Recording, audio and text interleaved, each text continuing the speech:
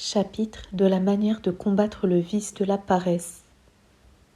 Il importe extrêmement de faire la guerre à la paresse, parce que ce vice non seulement nous détourne du chemin de la perfection, mais nous livre, pour ainsi parler, entre les mains des ennemis de notre salut. Si vous voulez donc le combattre tout de bon, commencez par fuir toutes sortes de curiosités et de vains amusements. Détachez votre affection des choses du monde, quittez toutes les occupations qui ne conviennent pas à votre état, tâchez ensuite d'être diligent à répondre aux inspirations de Dieu, à exécuter les ordres de vos supérieurs et à faire toutes choses dans le temps et de la manière qu'il le souhaite. Ne différez pas un seul moment à accomplir ce qu'on vous ordonne. Songez que le premier retardement en attire un autre, et celui-ci un troisième, et qu'on recule toujours. Parce que la crainte de la peine s'augmente de plus en plus et que l'amour du repos croît à mesure qu'on en goûte la douceur. De là vient que lorsqu'il faut travailler, on s'y met le plus tard qu'on peut ou qu'on s'en dispense tout à fait, tant on a d'aversion pour le travail. Ainsi, l'habitude de la paresse vient à se former et on a peine à s'en défaire, à moins que la honte d'avoir vécu dans une extrême nonchalance ne fasse enfin prendre la résolution d'être à l'avenir plus laborieux et plus diligent.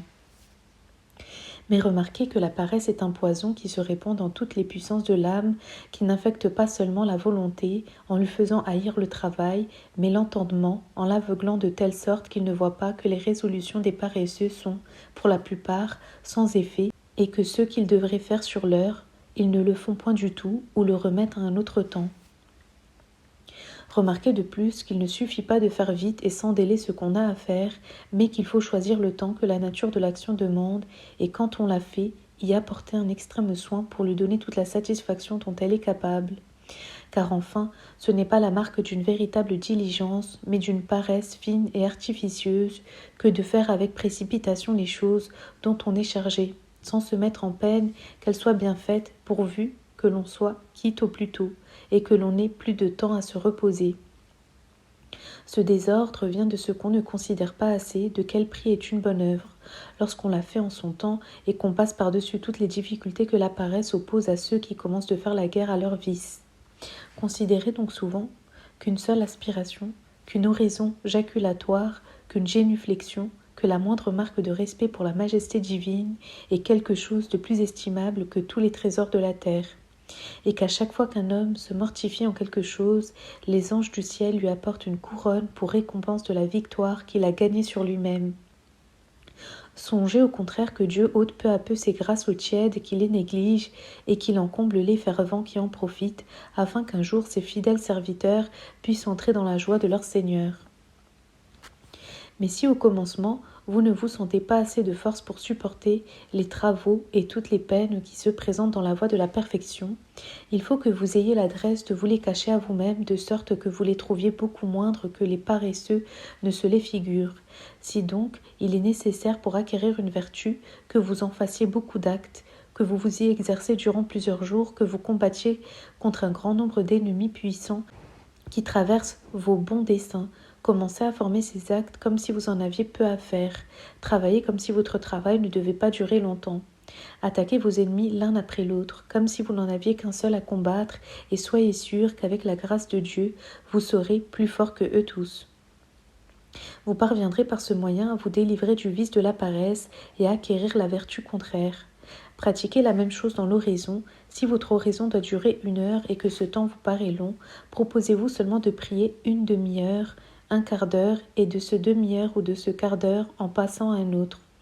Il ne vous sera pas difficile de remplir enfin l'heure tout entière, que si au second ou au troisième demi-quart d'heure vous sentez une trop grande répugnance à la prière, n'allez pas jusqu'à vous en dégoûter tout à fait, mais discontinuez un peu ce saint exercice et l'interruption ne vous nuira point, pourvu que vous le repreniez peu de temps après. Usez-en de même à l'égard des œuvres extérieures et du travail corporel. S'il vous semble que vous ayez trop de choses ou des choses trop difficiles à faire et que par un excès de lâcheté vous en ressentiez du chagrin, commencez toujours par la première sans songer aux autres. Appliquez-vous-y avec tout le soin possible, car en faisant bien celle-là, il n'y en aura aucune dont vous ne veniez à bout avec moins de peine que vous ne croyez. Allez ainsi au-devant des difficultés qui se rencontrent et ne fuyez jamais le travail. Craignez seulement que la paresse ne s'augmente en vous jusqu'à vous rendre insupportables les peines qui accompagnent les premiers exercices de la vertu et qu'avant même qu'elles viennent vous n'en conceviez de l'horreur. C'est ce qui arrive aux âmes lâches et timides, car elles appréhendent toujours l'ennemi, quelque faible et quelque éloigné qu'il soit. Elles s'imaginent qu'on va à toute heure leur commander des choses fâcheuses, et ces vaines craintes leur causent du trouble au milieu même de leur repos. Sachez donc qu'il y a dans ce vice un poison caché qui non seulement étouffe les premières semences de vertu, mais qui détruit même les vertus déjà formées.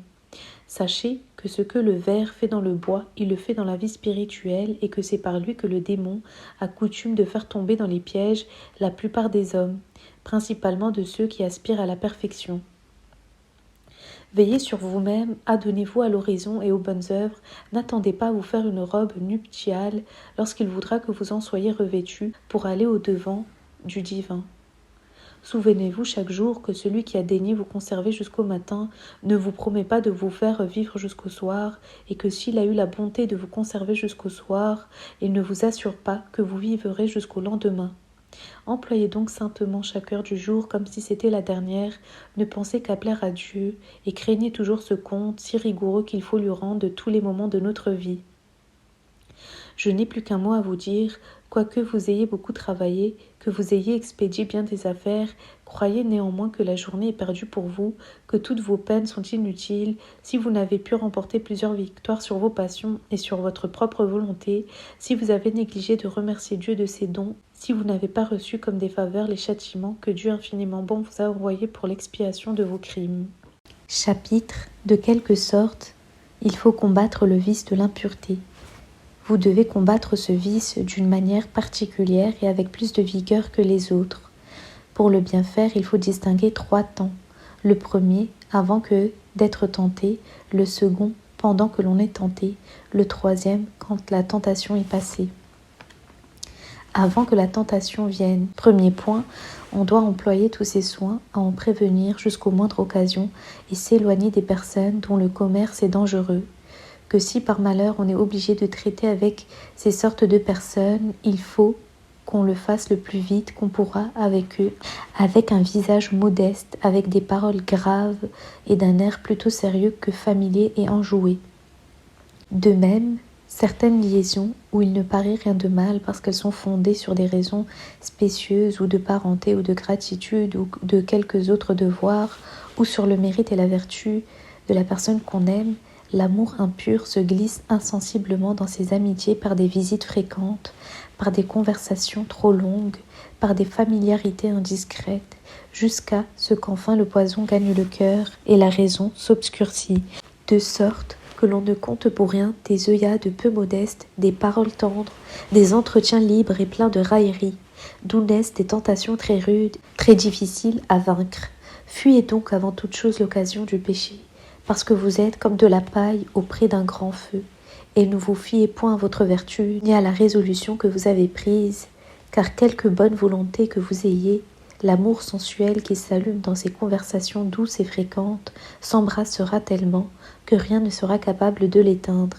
Le désir violent d'assouvir votre passion vous empêchera d'écouter les remontrances de vos amis, vous perdrez la crainte de Dieu, vous mépriserez l'honneur et la vie. Les feux même de l'enfer n'étoufferont pas les flammes impures dont vous brûlerez. Cherchez donc votre salut dans la fuite, autrement vous serez surpris et la peine d'une confiance présomptueuse sera la mort éternelle. Deuxième point, soyez ennemis de l'oisiveté. Pensez à ce qui est de votre devoir et n'oubliez rien pour satisfaire aux obligations essentielles de votre état. Troisième point, obéissez avec joie et sans résistance à vos supérieurs.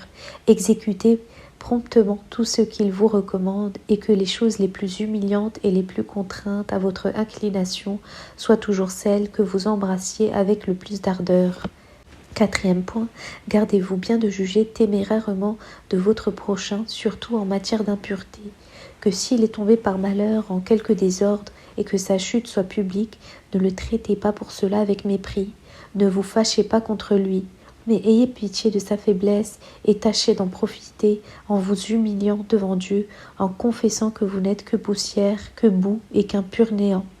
en redoublant vos prières, en fuyant avec plus de soin que jamais tout commerce dangereux pour peu suspect qu'il puisse être, car si vous êtes trop prompt à juger désavantagement de vos frères, Dieu, pour vous punir et pour vous corriger tous ensemble, permettra que vous tombiez dans les mêmes fautes que vous condamnez, et par cette humiliation, reconnaissant votre orgueil et votre imprudence, vous chercherez des remèdes à l'un et l'autre. Mais quand vous pourriez éviter ces chutes honteuses, sachez néanmoins que si vous continuez à former des jugements et des soupçons téméraires, vous serez toujours en grand danger de périr. Si vous remarquez par exemple que pour avoir trop d'attache à quelque chose, vous vous mettez en colère toutes les fois que l'on s'oppose à vos inclinations, rompez cette attache et vous jouirez toujours d'un parfait repos. Mais si le trouble que vous ressentez vient non d'un amour déréglé pour quelques objets agréables, mais d'une aversion naturelle pour une personne en qui tout vous choque et dont les moindres actions vous déplaisent, le grand remède à ce mal est que malgré votre antipathie, vous tâchiez d'aimer cette personne, que c'est une créature formée de la main de Dieu, mais parce qu'en supportant avec douceur ses défauts, vous pouvez vous rendre semblable à Dieu qui a de l'amour et de la bonté généralement pour tous. Suite à ces points, venons maintenant à ce qui regarde le temps de la tentation. Il faut voir d'abord si la cause d'où elle procède est intérieure ou extérieure. Par la cause extérieure, j'entends la curiosité, soit des yeux, soit des oreilles, sur des choses peu honnêtes, la délicatesse et le luxe des habits, les amitiés trop naturelles et des conversations trop libres. On remédie à ce mal par la pudeur et la modestie qui tient les yeux et les oreilles fermés aux objets capables de souiller l'imagination, mais le souverain remède est la fuite ainsi que nous avons dit. La cause intérieure vient d'un excès d'embonpoint ou d'une foule de pensées mauvaises qui sont les effets de nos méchantes habitudes ou de la suggestion du démon. Le corps accoutumé à la bonne chair et à la moelleuse doit être mortifié par les jeûnes, par les disciplines et par toutes sortes d'austérités, sans néanmoins passer les bornes de la discrétion ni de l'obéissance. Pour le regard des pensées impures, de quelque principe qu'elles viennent, on peut s'en défaire. 1. Par une sérieuse application aux exercices propres de son état. 2. Par l'oraison et la méditation. L'oraison se fera en cette matière. Dès que cette sorte de pensées vous viendront dans l'esprit et que vous commencerez à en sentir l'impression, recueillez-vous en vous-même et, vous adressant à Dieu, dites-lui « Ô mon Dieu, hâtez-vous de venir à mon secours, de crainte que je ne tombe entre les mains de mes ennemis. » Et dites avec confiance et avec amour « Ô plaie adorable, ô plaie infiniment sainte, imprimez votre figure dans mon cœur, dans ce cœur si plein d'abominations, et préservez-moi du péché. » Vous pouvez également méditer sur notre Seigneur, et durant ce saint exercice, les mêmes pensées vous reviennent. Si elles vous font plus de peine qu'auparavant, comme cela peut arriver, ne vous découragez pas, ni ne quittez pas la méditation. Bien loin de faire de grands efforts pour les chasser, méprisez-les comme venant du démon et non pas de vous. Continuez seulement à méditer avec toute l'attention possible sur votre Seigneur, parce qu'il n'y a rien de plus puissant pour repousser l'esprit immonde, quand même il serait déterminé à vous faire éternellement la guerre. Vous finirez votre méditation par cette prière ou par quelques autres semblables. Ô mon Créateur, délivrez-moi de mes ennemis par votre infinie bonté et par les mérites de votre sainte passion. Mais souvenez-vous, en disant cela, de ne point penser aux vices dont vous essayez de vous défendre, parce que la moindre idée en est dangereuse. Surtout, prenez garde de ne point perdre de temps à disputer avec vous-même pour savoir si vous avez consenti ou non à la tentation, car cette sorte d'examen est une invention de l'ennemi qui, sous prétexte d'un bien apparent, d'une obligation chimérique, veut vous donner de l'inquiétude ou qui espère du moins de vous faire prendre quelque plaisir à ces images impures dont il vous occupe l'esprit. L'humilité est nécessaire pour vaincre généralement tous vos ennemis. Combien devez-vous en avoir besoin pour vous délivrer de ce vice qui est presque toujours un châtiment de l'orgueil? Enfin, quand la tentation est passée, voici ce que vous avez à faire. Quoique vous jouissiez d'une grande paix et que vous croyez être en assurance, fuyez néanmoins tant que vous pourrez les objets qui ont fait naître la tentation et ne souffrez point qu'ils entrent dans votre esprit sous quelque couleur que ce soit, ou de vertu ou d'un bien imaginaire que vous prétendez en tirer. Car ces sortes de prétextes sont des tromperies de la nature corrompue et des pièges du démon qui contrefait l'ange de lumière pour vous entraîner avec lui dans les ténèbres extérieures qui sont celles de l'enfer.